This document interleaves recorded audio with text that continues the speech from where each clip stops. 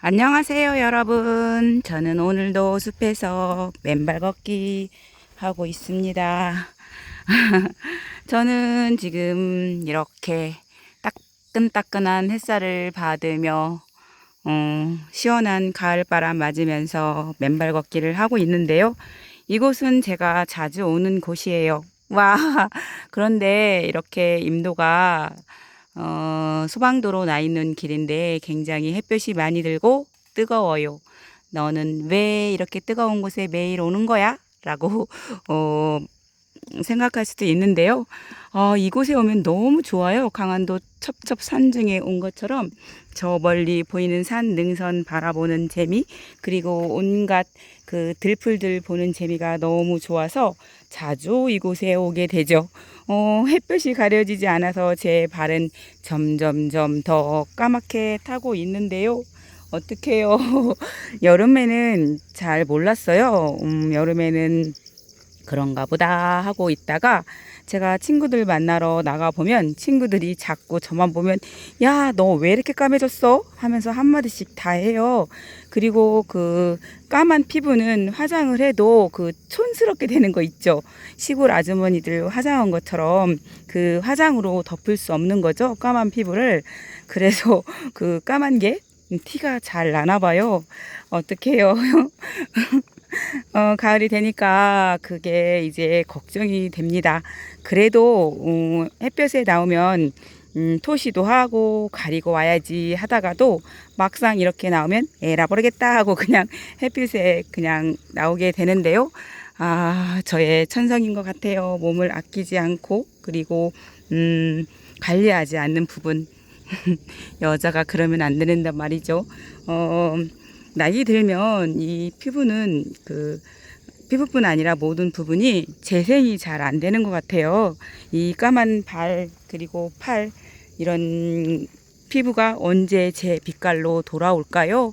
어, 그 원래 하얀 사람들은 이렇게 검은 피부로 변하지 않고 빨갛게 변했다가 금방 다시 자기 빛깔로 잘 돌아오잖아요. 그 백인들은 아무리 햇빛에 있었다고 해서 까맣게 타진 않잖아요. 빨갛게 타지. 그런데 저희 황인종, 저도 유난히 피부가 하얀 피부가 아니라서 이렇게 타는 게 금방 타요. 타고 돌아오는 것도 금방 돌아오지 않아서 제 피부가 다시 하얗게 되려면 내년 봄이 돼야 되지 않을까? 그런 생각이 들어요. 그러니까 조금 조심 좀 하지라고 말할 수도 있는데요. 그렇게 생각하기로 했어요. 그만큼 나는 건강해졌다라고요. 그러면 되지 않을까요? 이렇게 숲길을 걷고 있는데 그늘로 들어오면 천국 같아요. 와, 시원하다. 그늘에 가만히 앉아 있으면 시원한 바람을 넘어서 약간 차가운 바람도 느껴지는데요. 이곳은 굉장히 이렇게 높은 곳이에요. 그래서 더 바람이 차갑게 느껴지는 것 같아요. 그늘에 나무 그늘에 앉아서 쉬어도 주고 또 주변의 아름다운 경치도 구경하고 그렇게 천천히 여유롭게 혼자 맨발 걷기를 즐기고 있습니다. 제가 이렇게 몸을 안 아끼고 마음대로 이렇게 하니까 우리 이웃에 살고 계시는 아주머니께서 저한테 그러세요. 야, 젊을 때 안 아플 때 몸을 아껴야지. 그렇게 함부로 하면 안 돼. 라고 말씀을 하시면서 저한테 맨날 몸을 좀 덜 쓰라고 말씀을 하셔요. 시골에 오면 제가 매일 마당에 쭈그리고 앉아서 잔디밭 풀 뽑고 그리고 그 작은 텃밭이지만 그거 매일 가꾸고 그러니까 아이고 왜 이렇게 사서 고생을 해 하시면서 적당히 하래요. 그런데 저는 또 이렇게 와서 또 맨발로 매일 걸어 다니질 않나 또 가만히 있지 않고 괜히 돌을 주워다 돌탑을 쌓지 않나 하면서 가만히 있질 모른다고 저한테 매일 걱정하시면서 그러시거든요. 76세세요. 저는 지금 50대 후반이고 아주머니는 76세니까 저랑 한 16살 차이가 나는데요. 저한테 그러세요. 당신도 저 때는 하나도 안 아팠대요. 너보다 더 건강했다. 몸이 날아갈 만큼 가벼웠어. 라고 말씀하시는 거죠. 그런데 지금 70대가 되면서부터 온몸이 다 아프시대요. 관절 마디마디 안 아픈 데가 없고 소화도 안 되고 정말 많이 아프시다고 이렇게 당신도 아플 줄 몰랐다고 그러셔요. 젊을 때 일을 참 많이 하셨다고 하시면서 손가락이 약간 이렇게 구부러질 정도로 이렇게 마디가 튀어나오셨어요. 일을 많이 해서 그렇다고 하시더라고요. 그러면서 이렇게 자기도 아플 줄 몰랐는데 아파 보니까 젊을 때 몸을 좀 더 아낄 걸 그랬다 하시고 말씀을 하세요. 그래서 항상 제가 이웃집이라서 마당에서 움직이실 때마다 하시는 말씀 다 들리거든요. 항상 신음소리가 들려요. 아이고 허리야, 아이고 무릎아, 아이고 어깨야, 아이고 소화 안 되라. 이렇게 항상 그렇게 말버릇처럼 입버릇처럼 아프다는 소리를 달고 사시거든요. 아우 왜 이렇게 아프다고 하시는 거야 하고 속으로 생각을 했었는데 그 당사자는 얼마나 아프면 그렇게 신음처럼 같은 말을 계속 반복하시겠어요. 그쵸? 여러분, 아파보지 않은 사람은 그 심정을 이해할 수 없을 것 같아요. 저는 아파봤기 때문에 그 우리 이웃집 아주머니 심정을 너무나 잘 이해가 가요. 얼마나 아프면 저렇게 계속 똑같은 말을 반복하실까? 제가 어떻게 하면 조금은 덜어드릴 수 있을까? 저는 뭐 해드릴 수 있는 일이 별로 없잖아요. 그냥 뭐 맛있는 거 있으면 갖다 드리면 소화 안 된다고 잘 안 드시고 그리고 뭐 잔 심부름 그런 거 많이 도와드리고 있는데요. 어, 저도 아직은 그 나이가 되어보지 않았으니까 그 어르신의 말씀 잘 새겨 들어야 되겠다라는 생각을 해요.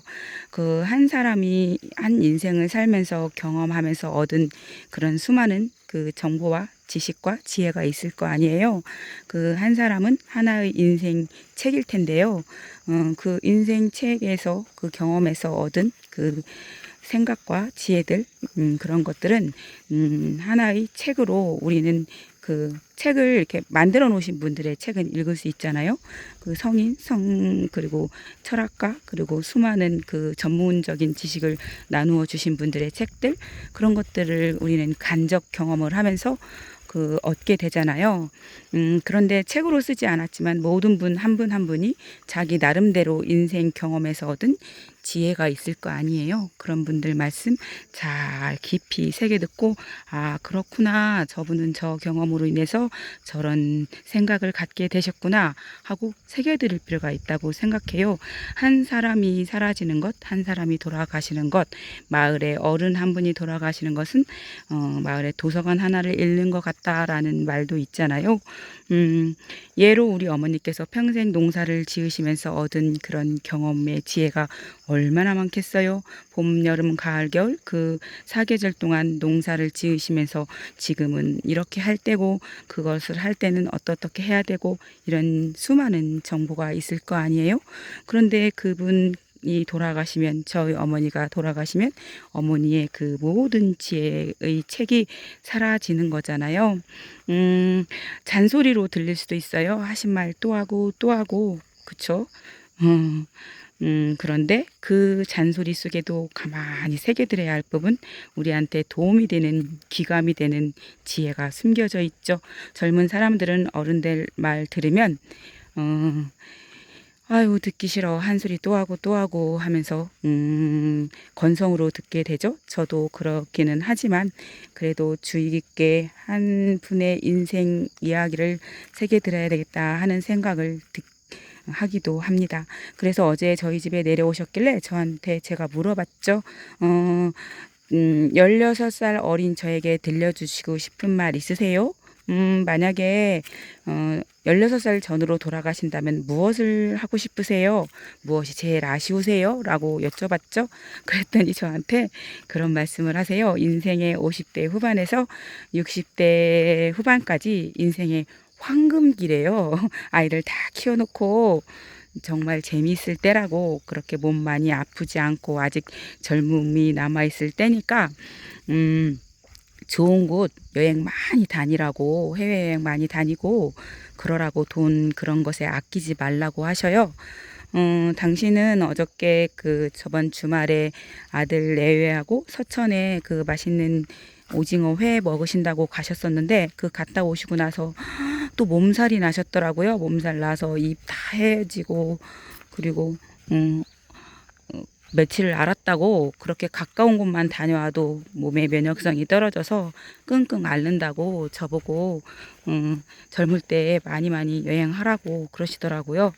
아이고야, 어떻게 정말 저도 그거 아들하고 회 먹으러 가신다고 엄청 좋아하셔서 잘 다녀오시라고 말씀드렸더니 갔다 와서는 며칠 동안 끙끙 앓으시면서 저한테 읍내 가서 쌍화탕 사오라 가셔서 어제 쌍화탕 사다 드렸거든요. 아, 참 설렜습니다. 그쵸, 여러분? 나이 들면 할 수 있는 것, 먹을 수 있는 것, 점점 행동 반경이 줄어들고 몸이 마음대로 되지 않는다는 사실 참 서글픈 것 같아요. 저희 어머니도 보면 화장실 가실 때 또 이렇게 연세가 드시니까 약봉지 하나 뜯어서 이렇게 드시는 것도 쉽지 않아요. 누군가가 옆에서 다 도움을 주셔야지 그것을 해결할 수 있더라고요. 나이 들면 다시 아기로 돌아간다 하잖아요. 어머니께서 평생 나를 위해서 또 어렸을 때 아기를 저를 돌봐줬으니까 또 어머니가 다시 아기로 돌아갔으니까 그것을 다시 아기 된 엄마를 또 은혜를 갚는다는 마음으로 어, 또 보살펴 드리면 참 좋을 텐데 그게 왜 쉽지는 않을까요? 받은 것은 하늘만큼 땅만큼 많은데 돌려드리는 것은 얼마나 될까요? 여러분 참 갑자기 그런 생각이 드네요. 그렇게 우리 나이 들으신 분들 우리는 남의 얘기라고 생각할 수 있는데 점점 저도 이렇게 나이가 들어가니까 정말 남의 얘기가 아니더라고요. 곧 우리의 미래잖아요. 우리 인간은 누구나 태어나고 늙고 병들고 죽는 그런 코스를 경험하게 되는데 나와는 무관해 나는 아직 젊으니까 이렇게 생각할 수 있을 것 같아요. 내 인생의 가장 젊은 날 오늘을 살고 있지만 그래도 동네 주위 어른분들이 결국은 내 미래구나 생각하고 그 내 미래에 대한 준비 몸 관리 그리고 또 경제적인 어느 정도 자유로움을 느낄 수 있을 만큼 또 준비를 잘 해야지 노후가 외롭지 않고 그나마 덜 힘들지 않을까라는 생각을 합니다. 준비해도 힘든 게 노후죠. 노후 근데 준비하지 않고 그냥 맞이하게 되는 노후 준비되지 않은 그 비참한 노후 참 생각만 해도 끔찍한 것 같습니다. 평균 수명이 길어지는 것이 좋은 것만은 아닌 것 같아요. 90세, 100세, 100세 노인도 간간히 정말 많이 보게 되는데요.